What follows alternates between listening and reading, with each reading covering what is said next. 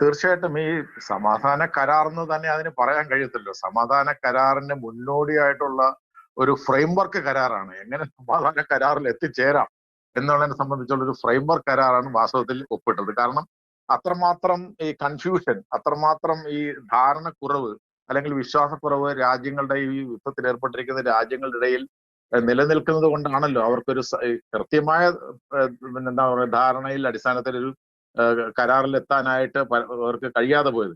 എന്ന് മാത്രമല്ല, നമുക്ക് എല്ലാവർക്കും അറിയാവുന്നതുപോലെ ഈ പിന്നെ കരാറിൽ എത്തിച്ചിരിക്കുന്ന രാജ്യങ്ങൾ ഉള്ളൊരു പ്രധാനപ്പെട്ട പ്രശ്നം, ഇവരൊരു ആത്മാർത്ഥമായ ഈ സമാധാനം ഉറപ്പാക്കാൻ വേണ്ടിയിട്ടല്ല ഈ കരാറിൽ എത്തിയിരിക്കുന്നത്. പ്രധാനമായിട്ട് അമേരിക്ക. കാരണം അമേരിക്കയെ സംബന്ധിച്ചിടത്തോളം അമേരിക്ക മുന്നോട്ട് വെച്ച ലക്ഷ്യങ്ങളൊന്നും അവർക്ക് നേടാൻ കഴിഞ്ഞില്ല. പക്ഷെ അവര് യുദ്ധം നിർത്താൻ അവർ നിർബന്ധിതരായി. അവിടുത്തെ അമേരിക്കയുടെ ആഭ്യന്തര രാഷ്ട്രീയ സാമ്പത്തിക സാഹചര്യങ്ങൾ മൂലമാണ് നിർബന്ധിതമായിട്ടുള്ളത്. എന്ന് മാത്രമല്ല, അപ്പുറത്ത് നിൽക്കുന്ന ഒരു രാജ്യം, യുദ്ധത്തിൽ പങ്കാളിയായിട്ടുള്ള ഇസ്രായേൽ എന്ന് പറയുന്ന രാജ്യം, അവർ പറഞ്ഞു കഴിഞ്ഞല്ലോ ഞങ്ങൾ ഇതിന്റെ ഭാഗമല്ല എന്ന് പറഞ്ഞു കഴിഞ്ഞു. പിന്നെ അമേരിക്കയുടെ അതിശക്തമായ സമ്മർദ്ദം മൂലമാണ് അവർ ഇറാനെതിരെ ആക്രമണം നടത്താത്തത്. പക്ഷെ അതിന് പകരം ഇപ്പോഴും ലെബനനിൽ അവർ ആക്രമണം നടത്തിക്കൊണ്ടിരിക്കുകയാണ്. ഏതെങ്കിലും തരത്തിൽ ഇറാനിൽ കൂടി ആക്രമണം നടത്താൻ അവസരം കിട്ടിയാൽ അത് അവർ ഇസ്രായേൽ ചെയ്യാൻ സാധ്യതയുമുണ്ട്. അപ്പൊ ഇതാണ് സാഹചര്യം. അതാണ് ഒന്ന്. രണ്ട്, ഇപ്പൊ അവസാനം തുടങ്ങിയ ഈ സംഘർഷത്തിന്റെ കാര്യം നമുക്ക് എല്ലാവർക്കും അറിയാം. ഒമാന്റെ തീരത്തു കൂടി യൂറോപ്യൻ രാജ്യങ്ങളുടെയും അമേരിക്കയുടെ ഒക്കെ ഒരു സഹായത്തോടുകൂടി ഒമാന്റെ തീരത്തു കൂടി ഈ ഹോർമുസ് കടലിടുക്കിലെ ഒമാന്റെ തീരത്തു കൂടി കപ്പലുകളെ അയക്കാൻ വേണ്ടിയിട്ട് നടത്തിയ ഒരു നീക്കത്തിന്റെ ഫലമായിട്ടാണ് ഈ ആക്രമണം ഉണ്ടായത്. തീർച്ചയായിട്ടും നമുക്ക് എല്ലാവർക്കും അറിയാം, ഇപ്പോൾ ആകെ കൂടി ഇറാന്റെ കൈവശമുള്ള ഒരേ ഒരു ആയുധം ഹോർമുസ് കടലിടുക്കാണ്. ആ ഹോർമുസ് കടലിടുക്കിലൂടെയുള്ള ട്രാഫിക്കിന്റെ മുകളിലുള്ള നിയന്ത്രണം ഇറാൻ നഷ്ടപ്പെട്ടു കഴിഞ്ഞാൽ തീർച്ചയായിട്ടും അവർക്കുള്ള എല്ലാ പിടിവള്ളികളും പോകും.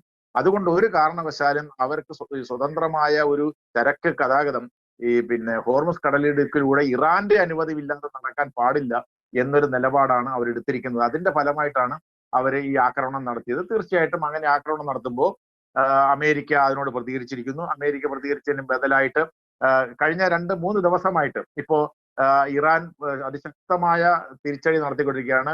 ബഹ്റൈനിലും മറ്റ് രാജ്യങ്ങളിലുമൊക്കെ അതിശക്തമായ ആക്രമണം, അതായത് അമേരിക്കയുടെ സൈനിക കേന്ദ്രങ്ങളിലേക്കാണ് ആക്രമണം നടത്തിയിരിക്കുന്നത്. പല പ്രതിരോധ സംവിധാനങ്ങൾ ഉണ്ടായിട്ട് പോലും അമേരിക്കയുടെ സൈനിക താവളത്തിൽ വരെ ആക്രമണം നടന്നിരിക്കുന്നു എന്നാണ് നമുക്ക് അവസാനം കിട്ടുന്ന റിപ്പോർട്ടുകൾ. അപ്പൊ സ്വാഭാവികമായിട്ടും ഇത് വളരെ ദുർബലമായ ഒരു വെടിനിർത്തൽ കരാറാണ്. ഇത് ഹോർമുസ് കടലിടുക്കിലൂടെ ചരക്ക് ഗതാഗതം, പെട്രോളിയം ഉൽപ്പന്നങ്ങളുടെ ഉൾപ്പെടെയുള്ള ഗതാഗതത്തിൽ നിന്നും ഇറാനെ മാറ്റി നിർത്തിക്കൊണ്ട് ഒമാന്റെ സഹായത്തോട് കൂടിയിട്ട് ഇത് നടത്താനാണ് പരിപാടിയെങ്കിൽ തീർച്ചയായിട്ടും ഇറാൻ അതിനെ എന്ത് വില കൊടുത്തും അതിനെ എതിർക്കും. തീർച്ചയായിട്ടും അതിനോട് പ്രതികരിക്കാൻ അമേരിക്കയും തയ്യാറാവും. ഇതിന്റെ സാഹചര്യത്തിൽ ഇസ്രായേൽ കൂടി രംഗത്ത് വരുമോ ഇല്ലയോ എന്നുള്ള കാര്യം മാത്രമേ അറിയേണ്ടുള്ളൂ. സാർ, ഇപ്പോൾ നിലവിൽ ഇനിയും സമാധാനം കാത്തിരിക്കാൻ കഴിയില്ലെന്നും തങ്ങൾ തുടങ്ങി വെച്ചിരിക്കുന്ന ജോലി അത് പൂർത്തീകരിക്കാനായി പുറത്തിറങ്ങേണ്ട ഒരു സാഹചര്യം ഉണ്ടാവുകയാണ്. ഇറാന്റെ ഭാഗത്തു നിന്നും തുടരെ ഇത്തരത്തിൽ പ്രകോപനം ഉണ്ടാവുകയാണെങ്കിൽ സൈനികപരമായി അല്ലാതെ നേരിടാൻ കഴിയില്ല എന്നാണ് ട്രംപ് പറഞ്ഞിരിക്കുന്നത്. അതോടൊപ്പം കടുത്തൊരു ഭീഷണി കൂടി നൽകുന്നുണ്ട്. ഈ കരാറിലെത്താനുള്ള സാഹചര്യങ്ങളൊക്കെ ഇറാൻ വഴിയടയ്ക്കുന്നു എന്നാണ് ട്രംപിന്റെ കുറ്റപ്പെടുത്തൽ. അല്ലെ, ട്രംപ് പറയുന്നതൊന്നും നമ്മൾ വലിയ മുഖവിലേക്ക് എടുക്കേണ്ട കാര്യമില്ല. ട്രംപ് ഇതിനേക്കാൾ വലിയ കാര്യങ്ങൾ പറഞ്ഞിട്ടുണ്ടല്ലോ. ഇത് കല്ല് ഇല്ലാത്ത തരത്തിൽ ഞങ്ങൾ ഇല്ലാതാക്കും, ഇതിന്റെ നാഗരികതയെ ഇല്ലാതാക്കും എന്നൊക്കെയുള്ള ഒരുപാട് കാര്യങ്ങൾ അദ്ദേഹം പറഞ്ഞിട്ടുണ്ട്. അദ്ദേഹം ഈ കരാറിൽ എത്തിയതിന്റെ കാര്യം എന്താ? സൈനികമായി ഈ പ്രശ്നം പരിഹരിക്കാൻ കഴിയത്തില്ല എന്ന തിരിച്ചറിവ് അമേരിക്കയ്ക്കും ലോകത്തിനും ഉണ്ടായത് കൊണ്ടാണല്ലോ അദ്ദേഹം ഈ കരാറിൽ, അതായത് ഈ ഇറാന്, നമ്മൾ ഈ 14 പാരഗ്രാഫിലുള്ള കരാർ വായിച്ചു നോക്കൂ. ഈ കരാറിൽ മുഴുവൻ ആർക്ക് അനുകൂലം? അമേരിക്ക ഇറാന് അനുകൂലമായ കാര്യങ്ങളാണ് പറയുന്നതെല്ലാം. ഏറ്റവും പ്രധാനപ്പെട്ട, ഇവര് യുദ്ധം തുടങ്ങിയതിനാണ് അമേരിക്കൻ ഇറാന്റെ ഭരണകൂടത്തെ ഇല്ലാതാക്കാനും ആണവ പദ്ധതി ഇല്ലാതാക്കാനും ബാലിസ്റ്റിക് മിസൈൽ പദ്ധതി ഇല്ലാതാക്കാനും ഒക്കെ അല്ലേ. എന്നാൽ ഈ കരാറിന്റെ ആദ്യത്തെ 3 പാരഗ്രാഫില് ഈ യുദ്ധം അവസാനിപ്പിക്കുന്നതിനെ കുറിച്ച് പൊതുവായിട്ടുള്ള പരാമർശം കഴിഞ്ഞാൽ 4-5 ഹോർമുസ് കടലിടുക്ക് തുറക്കുന്നതിനെ കുറിച്ചാണ് പറയുന്നത്. മനസ്സിലല്ലേ?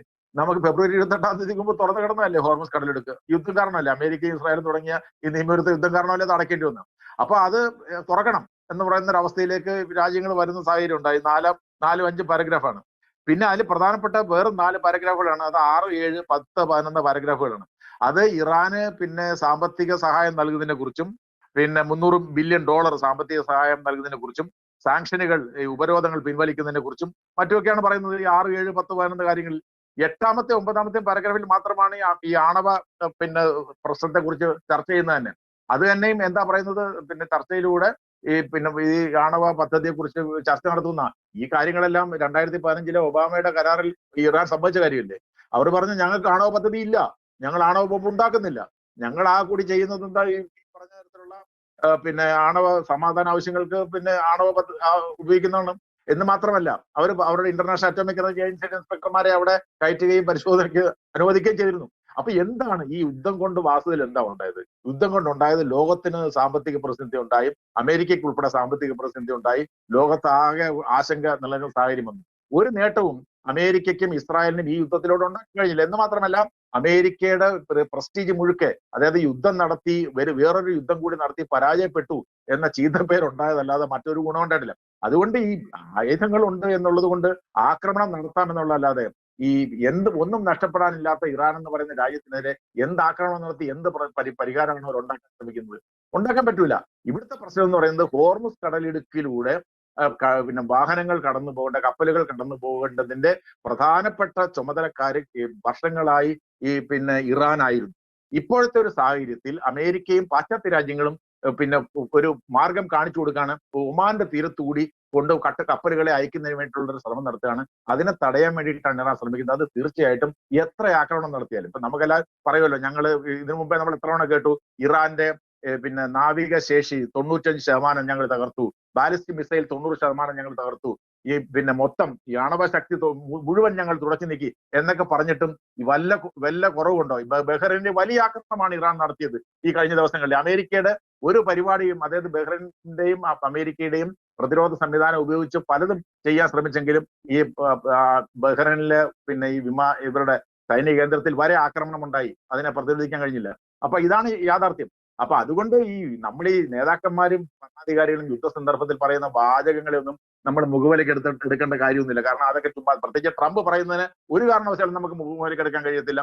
40 തവണ അദ്ദേഹം കരാർ പൂർണ്ണമായി 99% കരാറായി 100% ഉള്ളെന്ന് പറഞ്ഞ നേതാവാണ്. 40 തവണ പറഞ്ഞു. അപ്പൊ ഈ മാതിരിയുള്ള പറച്ചിലുകൾക്ക് നമുക്ക് പിന്നെ വലിയ പരിഗണന കൊടുക്കേണ്ട കാര്യമില്ല. പക്ഷെ ഒരു കാര്യം, ഈ സംഘർഷം പിന്നെ ഇങ്ങനെ പോയാൽ സംഘർഷം കുറച്ചുകൂടെ ശക്തമാവുകയും ഒരുപക്ഷെ അതിൻ്റെ ഇടയ്ക്കൂടെ ഇസ്രായേൽ കൂടി കടന്നു കയറുകയും ചെയ്താൽ സംഘർഷം കൂടുതൽ ശക്തമാവുകയും പൂർണ്ണമായും വീണ്ടും ഹോർമുസ് കടലെടുത്ത് അടയ്ക്കുന്നതിലേക്ക് പോവുകയും ചെയ്യും. അത് ലോക സമാധാനത്തിനും ലോക സമ്പദ് വ്യവസ്ഥയ്ക്കും വലിയ തിരിച്ചടിയെ മാറുകയും.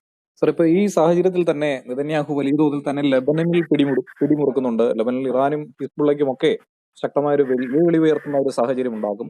ഈ ഹിസ്ബുള്ളയെ അടിച്ചമർത്താനുള്ള നടപടികൾ ആഹ്വാനം ചെയ്യുമെന്നൊക്കെയുള്ള സൂചനകൾ ഇതിനോടകം തന്നെ പുറത്തു വരുന്നുണ്ട്. ലെബനനുമായിട്ടുള്ള പുതിയ കരാർ അത് ഇസ്രായേലിന്റെ ചരിത്രപരമായ ഒരു നേട്ടത്തിലേക്ക് കടക്കുമെന്നാണ് നിലവിൽ പലരും വിലയിരുത്തുന്നത്. എത്തരത്തിലായിരിക്കും ആ കരാറൊക്കെ മുന്നോട്ട് നീങ്ങുക? അല്ല, ഈ ഇസ്രായേല് കഴിഞ്ഞ നിരവധി വർഷങ്ങളായി അവരുടെ ഒരു പദ്ധതി കൃത്യമായി നടപ്പിലാക്കിക്കൊണ്ടിരിക്കുകയാണ് ഈ പറഞ്ഞ സ്ഥലത്ത്, ഈ പശ്ചിമേഷ്യയില്. അതിന്റെ ഭാഗമായിട്ട് അവർ നടത്തിയ പല പരിപാടികളും വിജയം കണ്ടു. പിന്നെ അവര് മിക്കവാറും എല്ലാ പശ്ചിമേഷ്യൻ രാജ്യങ്ങളുമായിട്ടും സമാധാനത്തിലേക്ക് വന്നു. പിന്നെ എബ്രഹാം അക്കോർഡിലൂടെ പിന്നെ UAE, ബഹ്റൈൻ മുതലായ രാജ്യങ്ങളെ അവരുമായിട്ട് കൂടുതൽ അടുപ്പത്തിലേക്ക് കൊണ്ടുവന്നു. സൗദി അറേബ്യ ഉൾപ്പെടെയുള്ള രാജ്യങ്ങളുമായിട്ട് അവർ ബന്ധങ്ങൾ സാധാരണ നിലയിലേക്ക് കൊണ്ടുവന്നു. അവർക്കെതിരായിട്ട് നിന്ന സിറിയൻ ഭരണകൂടത്തെ അവർ അട്ടിമറിച്ചു. യോർദാൻ എന്ന് പറയുന്ന രാജ്യത്തെ അവരുടെ ചൊൽപ്പടിയിൽ കൊണ്ടുവന്നു. എന്ന് പറഞ്ഞാൽ പശ്ചിമേഷ്യൻ രാജ്യങ്ങളെ ഏതാണ്ട് ഒരുവിധം പിന്നെ അവരെ പറയുന്ന ഇടത്തേക്ക് വരുന്ന തരത്തിലേക്ക് കൊണ്ടുവന്നു കഴിഞ്ഞു അവർ, അമേരിക്കയുടെ കൂടി സഹായത്തോട് കൂടിയിട്ട്. ഇനി ആകെ കൂടി അവശേഷിക്കുന്ന ഒരു രാജ്യം ഇറാനാണ്. ഇസ്രായേലിന്റെ പശ്ചിമേഷ്യയിലെ പദ്ധതികൾക്കെതിരായി നിൽക്കുന്ന രാജ്യം ഇറാനാണ്. ആ ഇറാൻ സഹായിക്കുന്നവരാണ് ഹമാസ്, ഹെസ്ബുള്ള, ഹൂതികൾ എന്ന് പറയുന്ന രാജ്യങ്ങൾ. ഈ പറഞ്ഞ ആളുകൾക്കെതിരെ പിന്നെ ഇവരെ ഈ ഇറാൻ എന്ന് പറയുന്ന രാജ്യത്തെ പരിപൂർണമായും അട്ടിമറിക്കുകയോ പരിപൂർണമായും ദുർബലപ്പെടുത്തുകയോ പരിപൂർണമായും ഇല്ലാതാക്കുകയോ ചെയ്യുക എന്നതാണ് ഇനി അവശേഷിക്കുന്ന ഇസ്രായേലിന്റെ ലക്ഷ്യം. അത് നടത്താൻ വേണ്ടിയിട്ട് എന്തെല്ലാം ചെയ്യാമോ അതെല്ലാം അവർ ചെയ്യാനുള്ള സാധ്യതയുണ്ട്.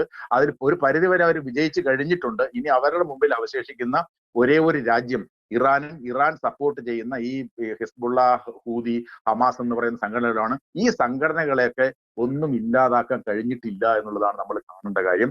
ഹമാസ് ഇപ്പോഴും ഉണ്ട്, ഹൂതികൾ ഇപ്പോഴും ഉണ്ട്, ഹെസ്ബുള്ള ഇപ്പോഴും ഉണ്ട്. ഹെസ്ബുള്ളക്കെതിരായിട്ട് എന്തെല്ലാം ആക്രമണങ്ങൾ അഴിച്ചുവിട്ടുകൊണ്ടിരിക്കുന്നത്. എന്നിട്ടും ഹെസ്ബുള്ള ഇപ്പോഴും ഇസ്രായേലിനെതിരെ മിസൈൽ ആക്രമണം നടത്തി. ഞാൻ പറഞ്ഞു വരുന്ന ഒരു കാര്യം, ഇങ്ങനെയുള്ള സംഘടനകളെ അവിടുത്തെ പ്രധാനപ്പെട്ട പ്രശ്നം എന്താണ്? അവിടുത്തെ പ്രധാനപ്പെട്ട പ്രശ്നം പാലസ്തീൻ പ്രശ്നമാണ്. പശ്ചിമേഷ്യയിലെ പ്രധാനപ്പെട്ട പ്രശ്നം ഈ പാലസ്തീൻ പ്രശ്നവും അതുപോലെ തന്നെ ഈ ഇസ്രായേലിന്റെ കടന്നുകയറ്റവും, സെറ്റിലർ കൊളോണിയലിസം എന്നൊക്കെ നമ്മൾ പറയുന്നു. ഇസ്രായേല് പശ്ചിമേഷ്യയിലെ മറ്റു രാജ്യങ്ങളിലുള്ളിൽ കടന്നു കയറി നിലയുറപ്പിക്കാനുള്ള ശ്രമവും പലസ്തീൻ പ്രശ്നം പരിഹരിക്കാത്തതുമാണ് പ്രധാനപ്പെട്ട പ്രശ്നം. അത് പരിഹരിക്കാത്തിടത്തോളം കാലം ഹമാസ് അവസാനിക്കത്തില്ല, ഹെസ്ബുള്ള അവസാനിക്കത്തില്ല, ഹൂതികൾ അവസാനിക്കത്തില്ല, ഇറാന്റെ ഇവർക്കെതിരായിട്ടുള്ള നടപടിയും അവസാനിക്കത്തില്ല. അപ്പോൾ ലോകരാജ്യങ്ങളും ലോക സമാധാനം ആഗ്രഹിക്കുന്ന ലോകരാജ്യങ്ങൾ വാസ്തവത്തിൽ ചെയ്യേണ്ടത് പശ്ചിമേഷ്യയിലെ ഏറ്റവും പ്രധാനപ്പെട്ട പ്രശ്നമായിട്ടുള്ള പലസ്തീൻ പ്രശ്നം പരിഹരിക്കുക എന്നുള്ളതാണ്. പലസ്തീൻ പ്രശ്നം പരിഹരിച്ചാൽ ഏതാണ്ട് 50% പ്രശ്നങ്ങൾ അവിടെ അവസാനിക്കും. അതുപോലെ തന്നെ ഇസ്രായേലിന്റെ ഈ സെറ്റിലർ കൊളോണിയലിസം, അവരുടെ ഈ ഗ്രേറ്റർ ഇസ്രായേൽ എന്ന് പറയുന്ന പദ്ധതി, വിശാല ഇസ്രായേൽ രാഷ്ട്രം സ്ഥാപിക്കുക എന്ന് പറയുന്ന ആശയമായിട്ട് അത് മുന്നോട്ട് പോയാൽ തീർച്ചയായിട്ടും പശ്ചിമേഷ്യ വീണ്ടും സംഘർഷപൂരിതമാകും. അത് അവർ ഒരു പരിധിവരെ അക്കാര്യത്തിൽ വിജയിച്ചിട്ടുണ്ട്. പക്ഷെ വീണ്ടും സംഘർഷത്തിലേക്ക് നയിക്കുന്നതായിരിക്കും അവരുടെ ഈ വിശാല ഇസ്രായേൽ സ്ഥാപിക്കാനുള്ള അവരുടെ ശ്രമങ്ങൾ. ഏറ്റവും പുതിയ വാർത്തകളും വിശേഷങ്ങളും വിരൽ തുമ്പിലറിയാൻ സീ മലയാളം ന്യൂസ് എല്ലാ ഡിജിറ്റൽ പ്ലാറ്റ്ഫോമുകളിലും ലഭ്യം.